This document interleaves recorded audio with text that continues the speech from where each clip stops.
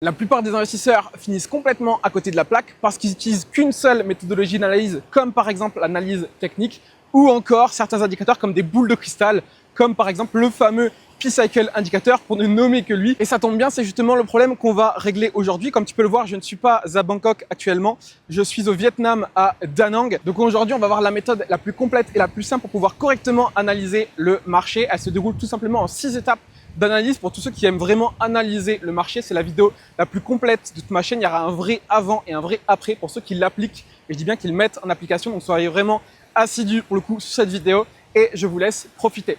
Si jamais sur la vidéo, il y a ma caméra personnelle qui des fois bug un petit peu, mais le son est nickel, le reste de l'image est top. Donc je vous laisse profiter vraiment, ne négligez pas cette vidéo parce qu'il y a énormément beaucoup de valeur sur le sujet. Donc on se retrouve dans mon super setup d'hôtel du coup au Vietnam. Vous devez vraiment absolument comprendre ce qui va suivre si vous voulez pouvoir avoir un maximum de liberté avec la crypto, en vivre, avoir un maximum de résultats, etc. Vous devez absolument comprendre l'histoire de ce que je vais vous raconter avec cette magnifique montagne et quelques exemples. C'est au niveau du process, c'est-à-dire que effectivement faire par exemple de l'analyse graphique, c'est très bien et ça peut servir notamment sur du court terme si vous êtes trader, etc. Par contre, vous n'aurez jamais, pour le coup, avec seulement cette méthodologie-là, l'intégralité de la réalité du marché. Pourquoi? Parce que si je regarde cette montagne elle est vraie. C'est la réalité de la montagne, de la nature de ce qui se passe à cet endroit-là, de cette montagne-là. Pour autant, si par exemple, c'est comme si j'analyse le marché avec d'analyse technique, effectivement, on pourrait se dire, oui, le fondamental, les news, etc., on les voit dans le prix, on les voit dans les bougies, etc., dans les graphiques comme ça. Oui, effectivement, en partie, on les voit, et des fois, c'est effectivement, pour le coup, les prix qui conditionnent littéralement les news. Par contre, le truc, c'est que cette vérité, elle est réelle, par contre, elle est incomplète. C'est comme les personnes, effectivement, qui voient ce rectangle, là, on voit une pièce, et si on la voit d'ici, qu'on la projette sur le mur, bien, effectivement, on voit un rectangle. Donc, on voit cette face orange, et cette face orange, elle est véridique, elle est vraie.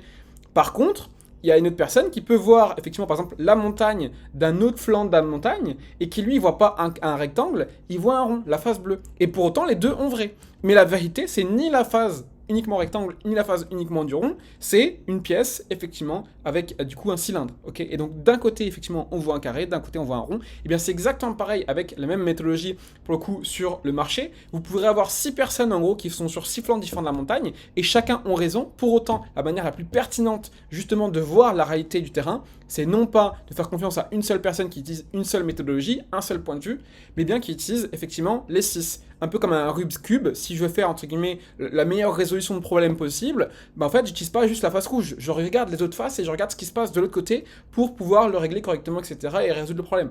Et bah, c'est exactement pareil avec le marché, et du coup, il y a différentes méthodologies, notamment comme la T, le graphique, les fondats, etc., etc. Donc on va pouvoir y revenir par rapport à ça. Donc je t'invite fortement à t'abonner, à mettre un like si ce n'est pas déjà fait.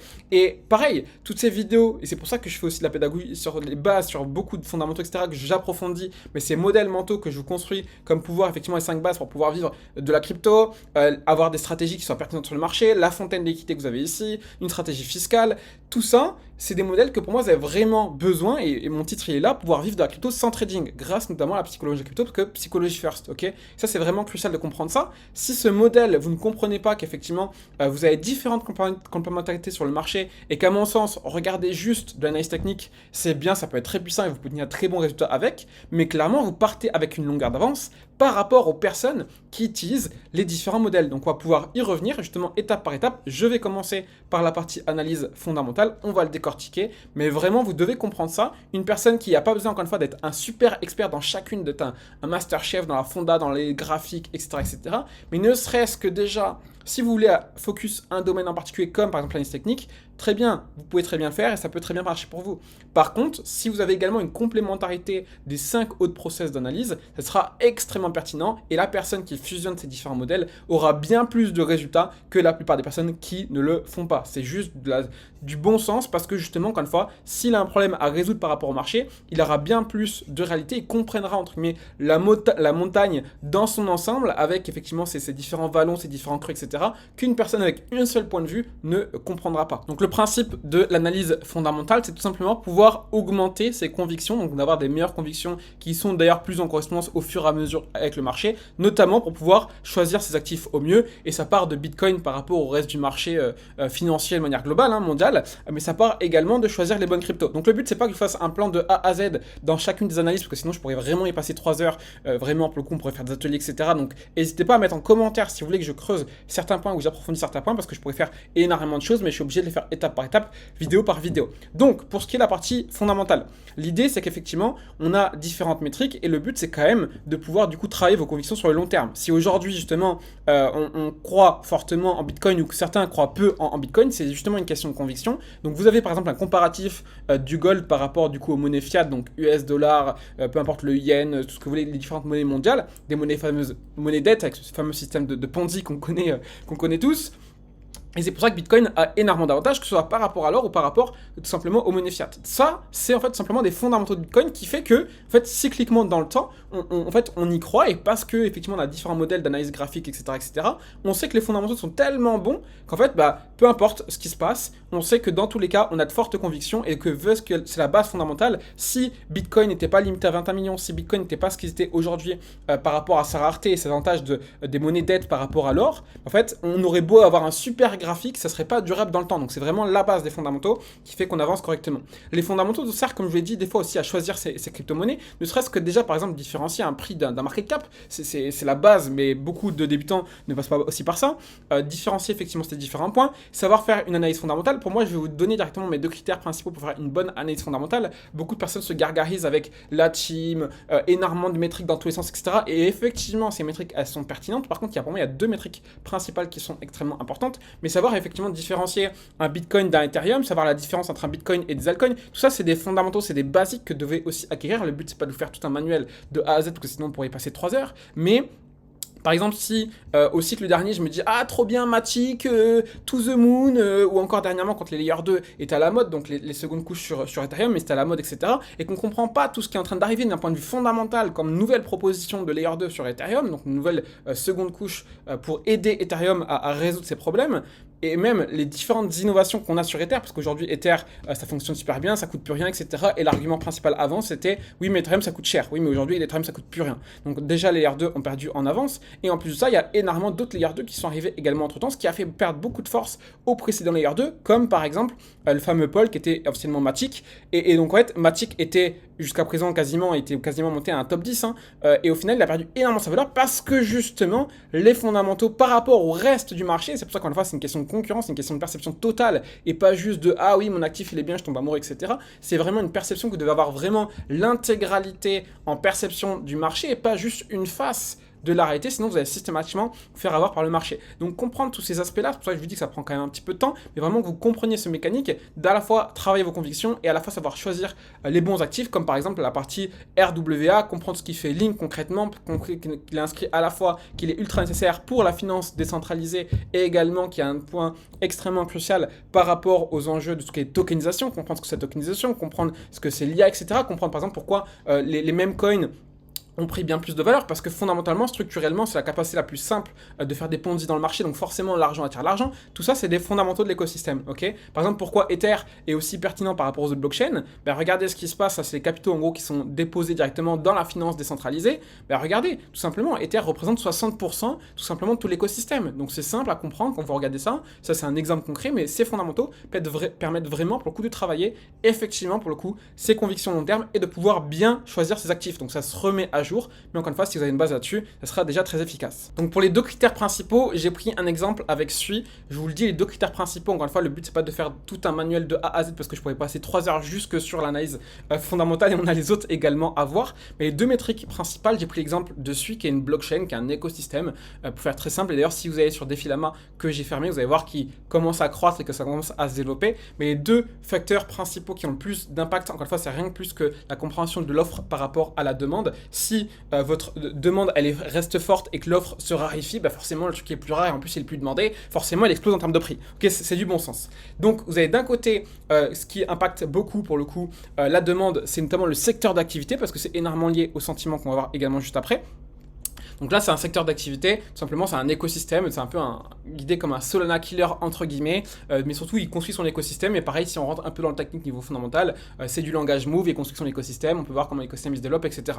Ok, donc il y a un bon marketing, il y a une bonne team, etc., qui fait que ça avance de manière correcte. Par contre, ce qu'il faut faire super gaffe aussi, du coup, c'est le deuxième point, c'est la partie économique. Là, la partie économique, on voit qu'on est seulement à 35%. Seulement à 35% pour un market cap, pour une capitalisation boursière qui est quand même ultra cosmique, on est quand même à 11 milliards, 12 milliards même quasiment, c'est très gros, hein, on est des plus grosses crypto-monnaies, c'est la 19e actuellement d'après CoinGecko. Donc pareil, vous avez CoinGecko, CoinMarketCap et CryptoRank en gros pour les sites un peu de Google de crypto-monnaies.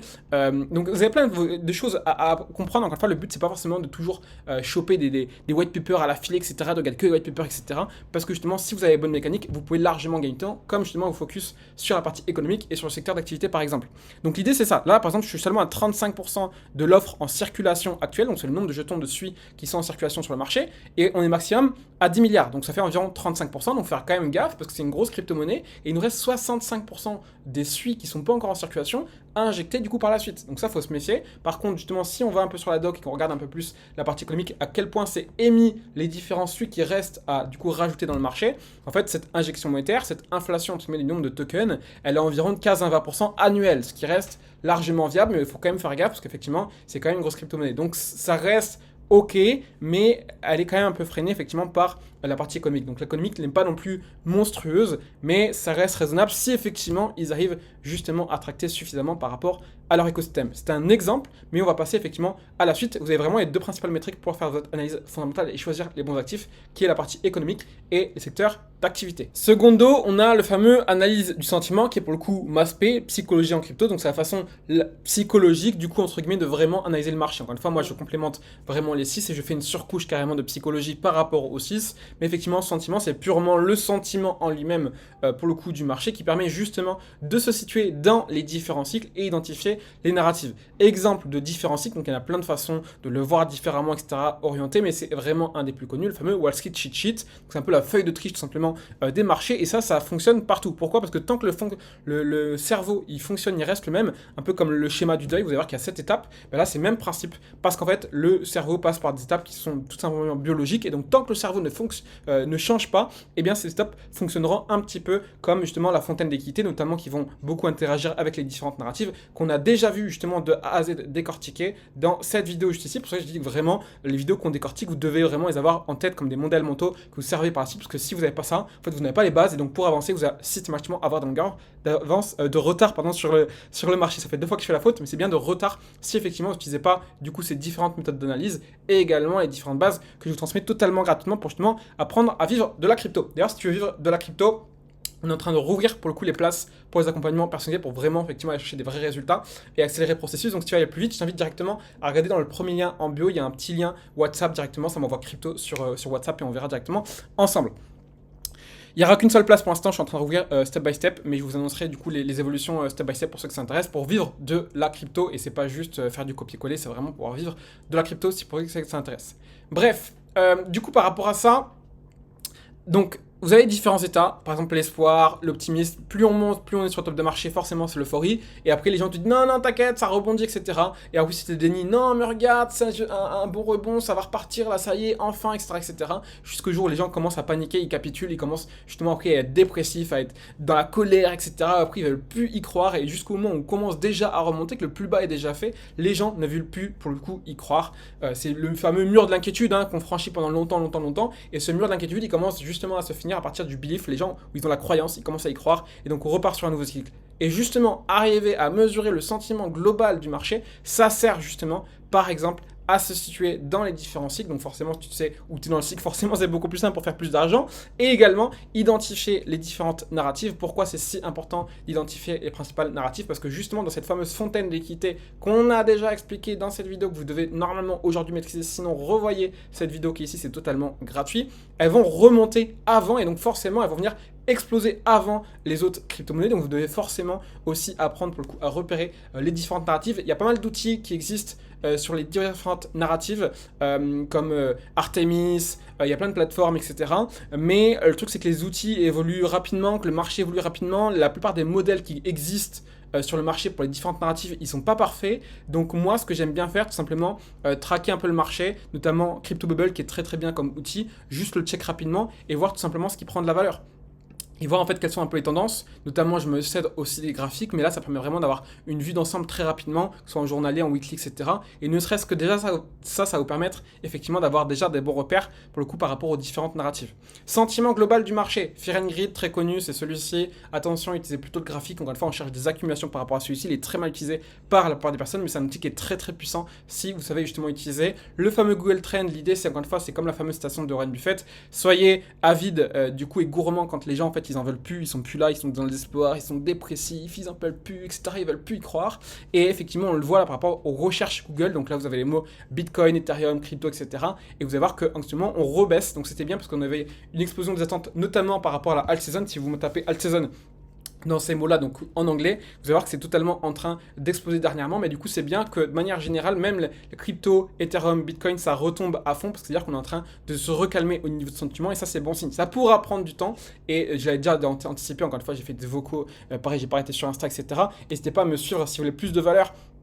D'ailleurs, découvrir le Vietnam, entre autres, pour le coup sur Antoine Alchimiste directement sur Insta. Mais l'essentiel que vous devez vraiment, pour le coup, décortiquer et mesurer et avoir vraiment appliqué, c'est ces fameuses vidéos YouTube. Donc certaines sont intemporelles, LCC intemporelle, intemporelle, SC intemporelle, LS intemporelle. Je vous ferai des catégories au fur et à mesure. Je vous aiderai à vous repérer sur mes différentes vidéos YouTube aussi. Mais vraiment, je vous invite à être régulier et à suivre tout simplement mon taf. Parce que tout est gratuit et je suis sûr que vous aurez, genre, nulle part, je connais ce niveau de vulgarisation et de métrique et de maîtrise, pardon, du marché step by step, qui est structurellement justement composé par la base de la psychologie, encore une fois psychologie first, si vous voulez des vrais résultats. Encore une fois, je cible les personnes qui veulent vivre de la crypto, donc que ce soit gratuitement ou que ce soit également en processus payant pour aller plus vite. Je t'invite à la regarder dans la bio si ça t'intéresse, tu as juste un petit lien WhatsApp. M'envoyer crypto depuis le WhatsApp ou directement sur Insta, tu peux envoyer crypto, ça marche aussi. Là, il y a une seule place qui a été rouverte, si jamais pour les accompagnements sur le mois de septembre.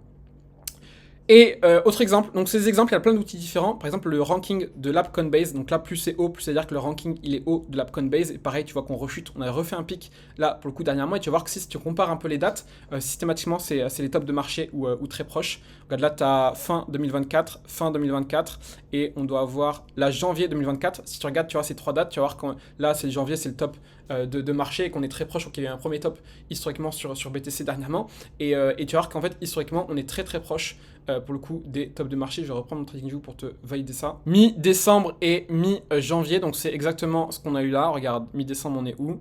Mi-décembre on est un peu en avance, parce que là on est décembre, on était un peu en avance sur la première hype de popularité par rapport à Coinbase, et là on est fin janvier, donc les deux pointes sont quasiment similaires, et tu vois que systématiquement, et ça c'est propre en fait à l'intégralité du sentiment, donc ça se voit sur différentes métriques, c'est pour ça qu'on utilise différents modèles, qu'on ne s'arrête pas à un seul modèle, comme ceux qui me disent oui l'indicateur de la altcoin season il n'a pas fait le top, ou le P-cycle il n'a pas fait le top, donc on n'est pas au top de marché. C'est des plus grosses bêtises que vous pouvez entendre, parce que systématiquement quand un indicateur il marche très bien, s'il est trop mainstream, s'il est trop utilisé, s'il devient trop évident, il va tout simplement forcément être totalement dysfonctionnel, parce que c'est à dire que tout le monde, toute la masse pourrait être en avance sur le marché, ça n'a aucun sens. C'est pour ça que vous devez vraiment comprendre comment fonctionne le marché en interne, et justement prendre cette mécanique de ok, une méthode d'analyse c'est bien, par contre si je comprends l'intégralité de ce qui se passe et comment fonctionne structurellement le marché, je comprends qu'effectivement je dois automatiquement mettre ces différentes méthodes de complémentarité d'analyse pour avoir la perception du marché la plus pertinente possible, et c'est pas forcément très compliqué. Ensuite, troisième modèle, nous avons tout simplement la macroéconomie qui nous sert à identifier les flux de liquidité, donc l'argent qui rentre en fait dans le marché crypto, et après on l'a vu, ça va se redresser à chaque fois par le principe de la fontaine des liquidités. C'est le nom que j'ai utilisé parce qu'en fait c'est simplement des liquidités qui sont dans le marché et elles découlent de crypto en crypto, de niveau de risque en niveau de risque, donc c'est littéralement une fontaine. Et encore une fois, c'est bien moi qui ai vulgarisé ce terme-là. Je sais que certaines personnes dans l'écosystème ont repris ce terme étrangement avec des personnes qui travaillent chez eux et qui sont clients à moi depuis longtemps. Donc bref, c'est un débat, mais je ne citerai pas de nom, le but c'est pas de tirer sur les gens, mais c'est une réalité du terrain.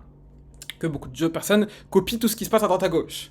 Mais du coup, de la macroéconomie, donc là, le but, c'est d'identifier donc les flux de liquidité. Donc forcément, l'inflation, le chômage, tout ça, c'est des données qui vont vachement jouer. Le but, moi, je vous conseille fortement déjà d'arriver à identifier les éléments principaux et pas de vous éparpiller sur la macroéconomie. Encore une fois, le but, c'est pas forcément être un expert de tout, mais identifier les critères principaux. Actuellement, ce qui est beaucoup regardé, c'est le fameux taux directeur. Donc on voit qu'on a de fortes chances de baisser du coup au 17 septembre. Et en fait, ce tableau se met à jour. Donc en fonction de comment aussi évoluent les pourcentages, vous pouvez voir un peu les tendances qui évoluent au fur et à mesure des dates. Là, vous voyez bien, tu vois, on est septembre, donc le 9, 9e mois, et le 17, donc le 17 septembre, pardon, parce qu'en fait, on a la prochaine mise à jour des taux directeurs et vous avez les prochaines dates qui sont ici. Donc, en fonction de comment ça évolue, ça peut être plus ou moins interprété. Moi, ça fait environ 1 mois et demi en avance que le marché est en train de pricer potentiellement un sell the news par rapport aux fameux taux directeurs, etc. On verra comment ça évolue d'ici le 17 septembre, mais que potentiellement, ça peut être aussi un facteur qui joue là-dessus. Donc, vraiment, par rapport à la macroéconomie, je vous invite fortement à y aller step by step et à repérer du coup les 1 ou 2, 3 éléments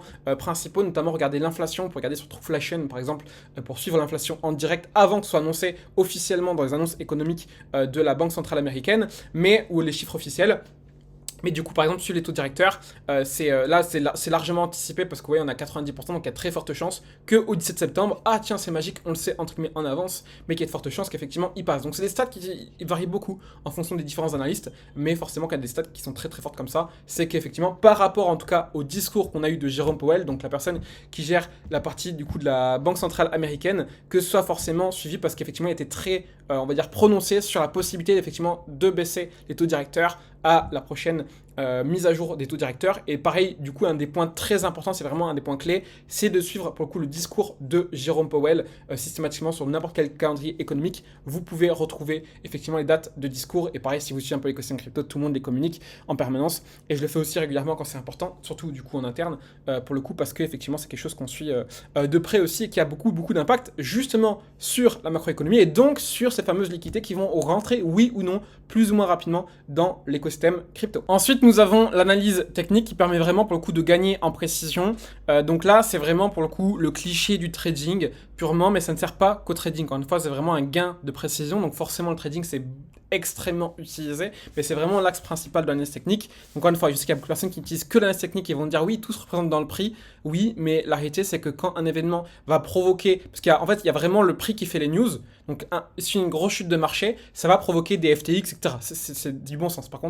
Par contre, du coup, si d'un point de vue fondamental, macroéconomique, la Fed décide de changer les trucs, etc., ça va induire littéralement les graphiques et le marché va décider de changer de direction du jour au lendemain parce que Jérôme Powell a fait tel événement, ou si par exemple il y a une grosse faille dans Bitcoin, forcément ça va changer les choses. Ou si par exemple Ethereum va dans le bon sens ou va pas dans le bon sens, tout simplement ça va se représenter. Et ça va dépendre des décisions fondamentales aussi. C'est pour ça que tu dis que vraiment le prix, certes, il se voit dans les news, mais il y a aussi les news qui font le prix. Et ça dépend des cas. C'est pour ça qu'encore une fois, il faut vraiment, à mon sens, avoir cette base de connaissances pour être capable justement de dissocier dès ce qui est un côté un peu à droite, un peu à gauche, etc. etc. Si des fois c'est les news qui font les prix ou les prix qui font les news, par exemple pour ce mécanisme ici.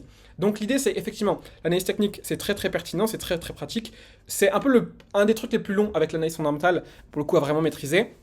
Parce qu'en fait, il faut que votre œil, il se fasse aussi au graphique, qu'il apprenne aussi à lire des bougies, des tendances haussières, etc. Vous allez voir qu'une personne qui a un minimum de base en analyse technique, c'est automatiquement repéré sans même poser des graphiques, des lignes, etc.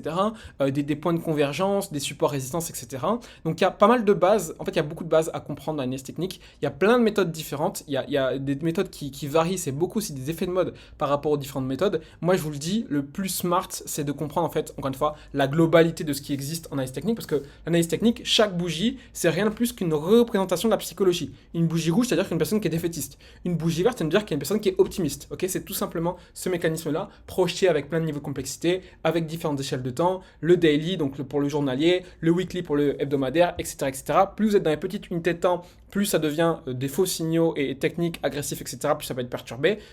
TradingView, c'est gratuit. Vous invite vraiment à utiliser TradingView, à le télécharger, ou même à utiliser sur Google directement ou faire un compte. C'est gratuit. Moi, j'ai des fonctionnalités payantes, comme beaucoup de personnes qui utilisent TradingView, mais vous pouvez utiliser gratuitement. Ok, donc un peu les bases, c'est un peu comprendre les différentes formes de bougies que vous avez ici. Ça peut paraître un peu technique au début, parce qu'il y a beaucoup de choses, mais ne serait-ce que comprendre un peu les bases. Un support résistance, donc support c'est comme un sol, une résistance c'est comme un plafond, une tendance haussière que vous avez ici, une tendance baissière que vous avez ici, une phase de range. Donc là, on ne sait pas si c'est une phase haussière ou baissière, parce que justement, le prix, il est bloqué entre deux bornes, ok, tout simplement. C'est vraiment, vous voyez, c'est marqué ici, tendance haussière, baissière, donc neutre, donc c'est phase de range. Tout simplement, c'est des bases, mais qu'il faut vraiment comprendre, et ne serait-ce que déjà, commencer à mettre le processus un peu en place, commencer à ouvrir un TradingView, commencer à mettre vraiment les choses en place, différents patterns, épaule, tête, épaule, parce qu'on a une épaule, une tête et une épaule. De l'autre côté, on casse le pattern, donc c'est un symbole, un pattern d'inversion. Encore une fois, pareil, moi j'aime bien sortir un peu des fois aussi des règles d'analyse classique cliché parce que beaucoup de personnes se renferment dans ces règles et ne comprennent pas la psychologie qu'il y a derrière.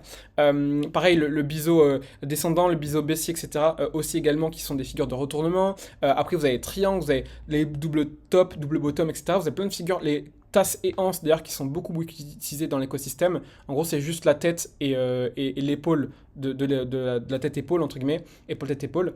Et en fait, ça fait une tasse avec une anse. Je vous montre comme ça, mais il y en a plein sur un peu partout dans le marché. Un peu comme ici, regardez, voici. Et c'est pour ça qu'en fait, l'analyse technique reste un peu arbitraire, parce que c'est rarement parfaitement 100% parfait, arbitraire, etc. Et qu'il y a des fois où oui, ça rentre dans les règles, mais il y a des fois où ça n'est pas parfaitement. Et vous voyez, on a un peu là, pour le coup, épaule, tête. Alors, essayez de bien dessiner. Et ici, l'épaule tête épaule, vous voyez. Et donc, en fait, on pourrait voir juste, si on enlève cette partie ici, on pourrait voir juste une tasse avec la anse. Et en fait, c'est pour ça qu'il y a des règles de base, mais même si des fois c'est pas 100% conforme, en fait ça rentre quand même dans le modèle psychologique parce que c'est de la psychologie en fait, c'est pas genre purement normé. On a fait des règles pour simplifier les choses avec l'analyse technique, mais vous devez vraiment comprendre, pour à mon sens exploiter au mieux la partie analyse technique, aussi comprendre la psychologie qui est derrière. Mais pour ça, il faut quand même avoir ces bases justement de compréhension un peu des patterns, des bougies, des supports résistance, des tendances, etc. Toutes ces bases effectivement qui existent. Il y a aussi des modèles un peu de hype, on parlait notamment des prises de liquidité avec tout ce qui était SMC, et après maintenant il y a aussi tout ce qui est FVG, etc., breaker block et tout. Il y a plein de méthodologies qui avancent et qui se perfectionnent. Le mieux, je vous le dis, c'est d'avoir un vue d'ensemble sur tout ce qui existe en analyse technique pour au fur et à mesure utiliser en fait votre propre méthode et faites en fait votre propre mélange, un peu votre propre soupe pour que vous ayez la meilleure recette possible. Mais vraiment très important effectivement l'analyse technique. Pour moi, il y a deux gros piliers. C'est effectivement, en tout cas, qui sont les plus techniques. C'est l'analyse donc des graphiques, donc l'analyse technique et l'analyse fondamentale. Par contre, attention, encore une fois, ce qu'il y a, en fait, chacune, là, les quatre, c'est vraiment les plus pertinentes. Les deux autres sont à mon sens un peu complémentaires, mais vraiment celles-ci, elles sont extrêmement cruciales. Le fondamental, le sentiment, donc c'est psychologie. L'argent suit purement la psychologie. La macroéconomie qui sert un peu à accélérer et ralentir les flux. Donc pareil, si vous prenez beaucoup de risques dans des taux directeurs qui sont extrêmement hauts, comme actuellement, bah, c'est pas extrêmement smart, intelligent, parce qu'on le voit que le marché n'est pas ultra agressif. Tiens, étrangement, parce que justement les flux économiques ils sont un peu lents en ce moment. Ah, c'est étrange, tu vois. C'est vraiment pour ça, c'est vraiment comprendre ces quatre modèles principaux qui sont vraiment pour le coup les deux cruciales. Et après, j'ai passé rapidement effectivement sur les deux autres, la partie on-chain et la partie order flow. Évidemment, pense à t'abonner et mettre un like si c'est pas déjà fait. Si t'es arrivé jusqu'ici, je t'invite à marquer psychologie dans les commentaires. Et si jamais tu vas aller plus loin, tu m'envoies crypto soit sur Insta, soit sur le petit lien en bio de cette vidéo directement.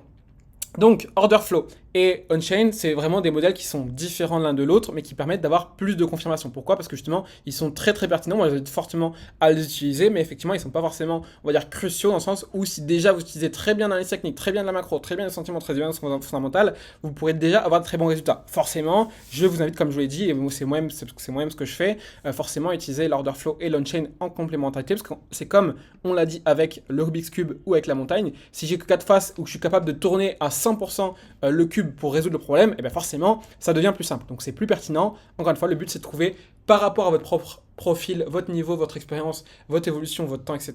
De trouver un peu le juste milieu en termes de stratégie, de gestion, etc. Et ça vaut aussi pour la partie analyse. Du coup, on avance et on finit du coup là-dessus. L'on-chain et l'order flow, donc c'est deux éléments différents. L'order flow, c'est vraiment en gros le flux directement des ordres qui rentrent dans le marché. Donc c'est un peu une complémentarité de la partie analyse technique. Des fois, certaines données que moi-même j'ai binarisées et que j'ai considérées dans l'order flow peuvent être aussi associées à différents éléments. De toute façon, les éléments ne sont pas toujours binaires, comme par exemple, on va le voir sur la partie on-chain, il y a des éléments qui sont particulièrement importants dans le sentiment. L'order flow, donc c'est vraiment le flux des ordres, donc il y a différentes façons de le voir, notamment tout ce qui est beaucoup levier. Moi, je mets également les ETF, parce que pour moi, c'est littéralement de l'order flow dessus, même si c'est pas des leviers.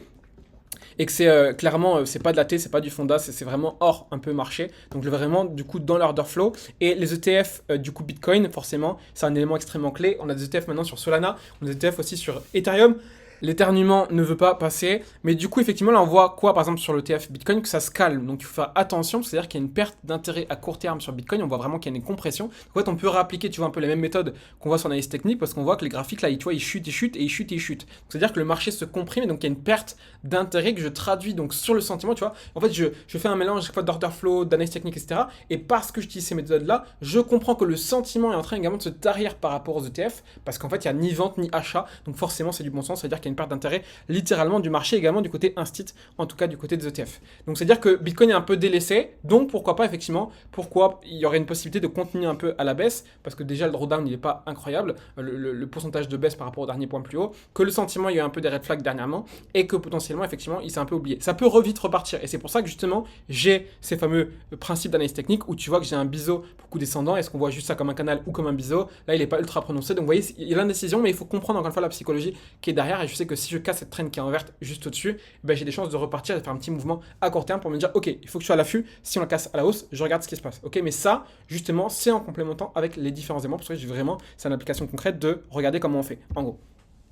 Exemple typique, alors encore une fois il y a d'autres outils, hein. Je pourrais vous sortir des dizaines d'outils. À chaque fois j'essaie de vous guider sur les phases et les éléments les plus importants, les plus intéressants que vous pouvez vraiment prendre comme base, et après c'est à vous aussi d'appliquer. Ça sert à rien de manger trop de théorie, c'est pour ça que je fais aussi qu'une vidéo par semaine, parce qu'il faut vraiment appliquer ces éléments et vous les pratiquer sur le marché, parce que sinon vous n'allez pas avancer. Vraiment je vous dis pratique, ça sert à rien de manger full théorie et passer ses journées devant YouTube, ça ne sert à rien, genre littéralement. Donc l'idée c'est qu'effectivement ça c'est liquidation, donc là je suis sur BTC directement sur CoinGlass et je suis en 1 an, donc là l'échelle de temps que tu vois en bas ici elle est sur 1 an complète, et on voit quoi? On voit qu'il y a des zones qui sont plus ou moins jaunes et des zones qui ne sont pas jaunes. En gros là où plus c'est jaune, plus il y a de l'argent à venir chercher.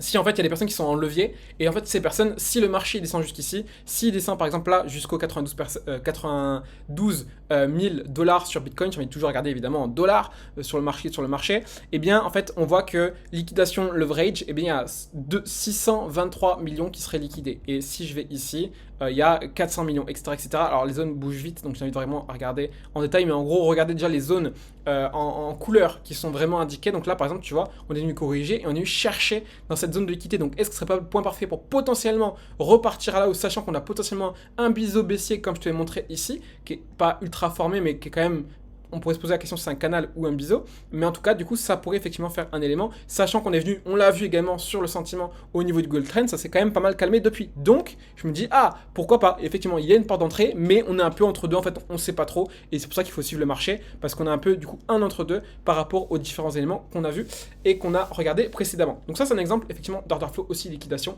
t'as tout ce qui est aussi levier, etc., tout ce qu'on appelle funding, etc., par rapport à ça, savoir si les gens sont plus en levier à la hausse, en levier à la baisse, etc. Mais tout ça, c'est effectivement des éléments qui sont quand même assez pertinents.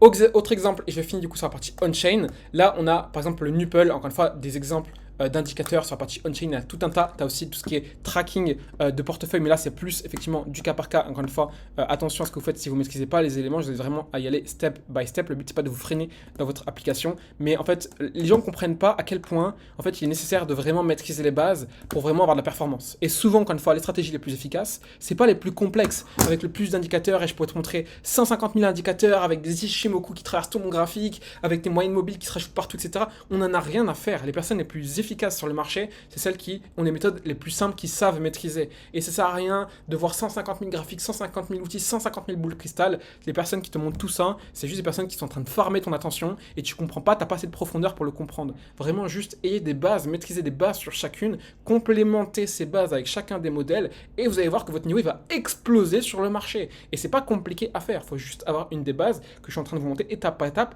Vous avez juste appliqué, c'est totalement gratuit dans cette vidéo. Vous avez tout ce qu'il faut pour vraiment acheter de la grosse perf. Mais pour ça, il faut apprendre à se discipliner, à être rigoureux et à appliquer, à vraiment maîtriser chacune de ces différents éléments. Parce que si vous ne maîtrisez pas, tu dis ah ça je sais, j'ai vu, j'ai regardé une fois sur la vidéo d'Antoine. Non, t'as rien compris en fait. T'es purement Dunning-Kruger. Psychologie, t'es en train de te faire flinguer par ta propre psycho.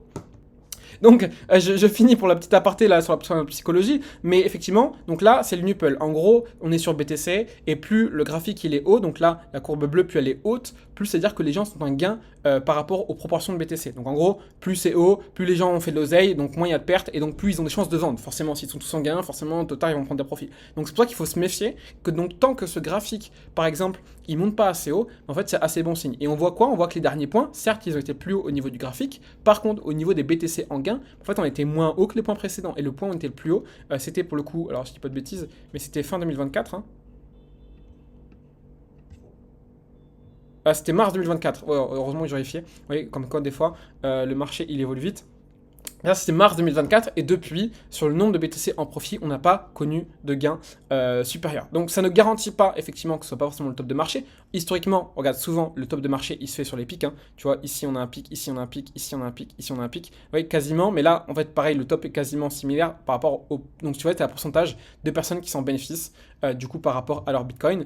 Et tu l'as, l'ATH, il est ici sur le même point. Et là, c'était un peu magouillé avec FTX. Donc, l'ATH officiel du prix sur Bitcoin, il est ici. Par contre, tu vois qu'on était déjà en phase baissière. Donc c'est pour ça que, encore une fois, les indicateurs, ça marche très bien. Par contre, la cyclicité, de la temporalité, de oui, mais parce qu'on n'a pas eu d'alt saison, le marché ne peut pas être fini, c'est faux. C'est faux, c'est faux, c'est faux. Quand les gens disent ça, ils ne comprennent pas la psychologie derrière, ou alors ils font exprès de la négliger, de la vulgariser et de couper les angles pour que ce soit plus facile à retenir pour les gens, parce qu'ils savent que statistiquement, oui, le marché a des chances de continuer. Mais la réalité, c'est que si aujourd'hui on est déjà en marché baissier, c'est possible. Personne ne pourra vous le garantir. Une personne qui vous le garantit, c'est juste pour simplifier les choses ou pour vous prendre pour un con, tout simplement. Donc ça, c'est une réalité qu'il faut prendre en compte. C'est des stats, c'est un jeu de stats, et c'est pour ça qu'on met en place des stratégies. Et qu'on n'essaie pas toujours de choper le top de marché, parce que à faire ça, c'est comme ça que systématiquement, les gens se font piéger par le marché. Et toutes les personnes qui sont bons sur le marché, ils vont dire exactement le même discours, c'est juste qu'encore une fois, quand ils vulgarisent les choses, ils coupent les angles, tout simplement.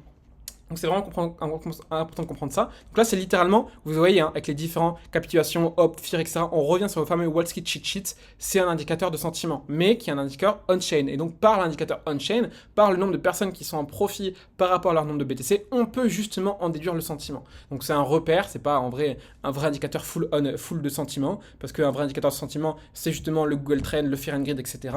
Mais effectivement, ça nous permet de se projeter également et d'en déduire des conclusions également par rapport au sentiment. Je finis sur ce dernier indicateur d'on-chain. Là, on a par exemple l'accumulation des cohortes, donc par nombre de BTC détenus. Donc plus on est haut, là, supérieur à 10K, donc c'est supérieur à 10K de BTC. Donc c'est des sommes très conséquentes. Et on voyait quoi précédemment, et je vais vous montrer directement sur le graphique à quel point c'est pertinent. On voit que la phase rouge, c'est là où les gens ils vendent leur BTC, ok. La phase bleue, c'est là où ils accumulent. On voit ce qui se passe quoi, c'est qu'avant le top de marché, il y avait une grosse accumulation notamment des petits poissons.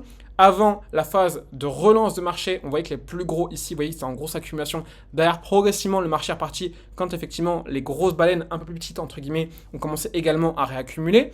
Et quand il se passe quoi? Qu'on a une vente massive des petits poissons que tu as ici, et que là, pareil, on a une vente massive des petits poissons ici. Là, on est début avril, tu as la date juste en dessous. Je regarde ce qui se passe au niveau de BTC. C'était début avril, alors c'était soit par ici, non, c'était... ça doit être par ici, voilà, c'était le tout début. Et qu'est-ce qui se passe? On n'a pas un point plus bas jusqu'à présent hein, sur le graphique. Hein. On n'a pas, vous voyez, date de prix là, de BTC. Donc on est vraiment à ce rebond-là. On est vraiment genre ici sur ce rebond-là. Si je mets en line, je sais pas si je mets line, j'utilise jamais. Mais vous voyez, on est sur ce rebond-là. Alors sur celui-ci, on est sur ce rebond-là. Et derrière, on vient faire un pic et on repart. Et tu vois, 9 avril, pardon. 9 avril, là on était tout début avril. Donc en gros, une semaine après, qu'est-ce qui se passe? On voyait déjà quoi? Les gros poissons qui possèdent plus de 10K de BTC, qui étaient déjà en train de commencer à réaccumuler. Tu vas voir que les autres indicateurs, moi je le partage systématiquement, les indicateurs comme ça qui sont les plus pertinents en temps réel, notamment dans la partie privée et aussi une partie en public. Le but c'est de aider au maximum en gratuit, mais je ne peux pas tout faire en gratuit avec les méthodes, les coûts, etc. Juste avec des communications. Donc je fais au mieux pour justement vous apprendre et vous pourrez vraiment le faire, hein, ceux qui appliquent. Mais encore une fois, je sais que malheureusement, la plupart des personnes ont des problèmes d'application sur le marché et malheureusement le temps joue contre toi sur le marché. C'est pour ça que vraiment si tu veux aller plus loin, je t'invite à regarder dans la bio, c'est juste un petit clic, tu m'envoies directement crypto sur WhatsApp ou même directement sur Instagram, je vous oblige à rien, mais s'il y en a qui ressentent le besoin, n'hésitez pas à check. En tout cas, vous avez tout ce qu'il faut sur la chaîne YouTube pour appliquer et appliquer par vous-même en autonomie par rapport à ça. Et donc là, par exemple, le marché est reparti derrière justement, donc après ce pic là, regarde, badaboum, on va chercher un nouveau point plus haut à 122 000 $ sur BTC. Parce que justement, derrière, il y a eu une grosse accumulation des gros portefeuilles qui s'est intensifiée, la dernière vague de portefeuilles de cet indicateur-là. On l'a vu, les grosses accumulations. Donc voilà, donc vraiment l'order flow, ça permet de voir concrètement ce qui se passe dans les flux de liquidité en direct, soit avec les leviers ou pas les leviers, ou par exemple les liquidations, les ETF, etc., les zones pertinentes. Et après l'on-chain, ça permet de voir ce qui se passe directement sur les blockchains. C'est l'avantage de l'écosystème crypto parce que tout est traçable, tout est vérifiable par nous-mêmes, c'est pseudonyme, on est pseudo, entre guillemets, anonyme, en tout cas sur BTC. Mais en tout cas, l'avantage, c'est qu'on peut voir concrètement du coup ce que font les gros portefeuilles et en tirer plein de conclusions. Donc ça, pareil, il en existe des centaines et des centaines d'indicateurs on-chain, mais c'est souvent les mêmes, les plus pertinents qui reviennent systématiquement. Donc encore une fois, tu as juste à appliquer pour le coup les bases par rapport à ça. Je t'invite à mettre un like un abonnement si ce n'est pas déjà fait, mettre en commentaire psychologie. Et si tu veux que je creuse différents éléments sur ces 6 méthodes d'analyse, encore une fois, je le rappelle, qui sont complémentaires, parce que si tu n'appliques pas les 6, encore une fois, le but c'est juste d'avoir une des bases et d'y aller step by step dans ton propre processus. Mais si tu n'appliques pas du coup ces différentes méthodes, au moins les 4 principales qu'on a montré juste avant, pour le coup, technique, macro, sentiment, fondin, en fait, tu seras rincé par rapport aux plupart des personnes. Tu partiras littéralement avec une longueur de retard. Donc, just do it. Je vous laisse appliquer ça. Regardez la vidéo si besoin. N'hésitez pas à check les autres vidéos. Je te mets la vidéo juste ici, du coup, en gros, là, ce sera du coup sur l'écran, sur comment vivre de la crypto sans trading en 5 étapes principales. Vous devez vraiment appliquer ces 5 étapes pour pouvoir arriver à vivre de la crypto. C'est indispensable. Toutes les personnes qui arrivent correctement à vivre de la crypto, ils le font naturellement. Mais vraiment, vous pouvez checker cette vidéo si vous voulez pouvoir vivre de la crypto. On se retrouve à la prochaine vidéo et tu as le petit crypto à envoyer sur WhatsApp ou Instagram si tu veux aller plus loin et justement pouvoir en vivre plus rapidement. À très vite la team, just do it, appliquez ça et on se retrouve à la prochaine vidéo.